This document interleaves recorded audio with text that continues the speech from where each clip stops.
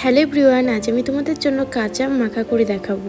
জানি এবার তোমরা অনেকেই ভাববে পাকা আমের সময় কাঁচা আম আমি আবার কোথায় পেলাম। কি বলতো, আমাদের বাড়িতে একটা গাছ আছে, খুব ছোট্ট গাছটা অবশ্য। সেই গাছের আমটা খুব দেরিতে হয় আর দেরিতে কিন্তু পাকে। সবার গাছের আম কিন্তু পেকে গেছে, আমাদের গাছের আম এখনো কাঁচা আছে। তাই ভাবলাম তোমাদের একটু আম মাখা করে দেখাই। এত লম্বা লম্বা আম আমি কিন্তু আমের মধ্যে একটা আমি নিয়েছি, দিয়ে ভালো করে পরিষ্কার করে কেটে নিয়েছি ছোট ছোট করে। তারপরে এবারে হেমানদিস্তায় আমি লঙ্কা নিয়েছি বেশি করে, চিলি ফ্লেক্স নিয়েছি আর দেবের মধ্যে লবণ। এবারে ভালো করে আমি এটাকে থেতো করে নেব।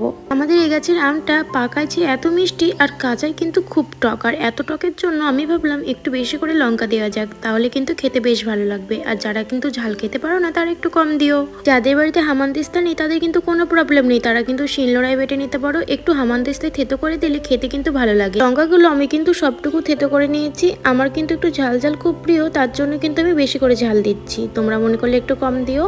এবারে সর্ষের তেল দিয়ে ভালো করে মাখিয়ে নিতে হবে। আর তোমাদের যদি ইচ্ছে হয় একটু চিনি দিয়ে দিও সামান্য।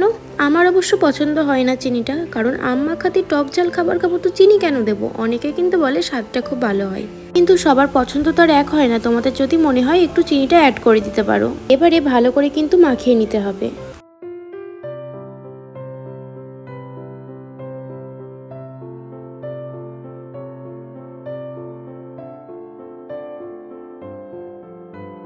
আমি কিন্তু আমগুলোকে খুব ভালো করে মাখিয়ে নিয়েছি। এই যে আমার আম মাখা কমপ্লিট, দেখে কিন্তু আমার জিভে এখনই জল চলে আসছে। তোমাদের বাড়ির আশেপাশে বা কিংবা তোমাদের বাড়িতে যদি এরকম আম গাছ থেকে থাকে তাহলে অবশ্যই কিন্তু একবার ট্রাই করো, এভাবে খেতে পুরো ফাটাফাটি লাগবে। আজকে এতটুকুই, টাটা।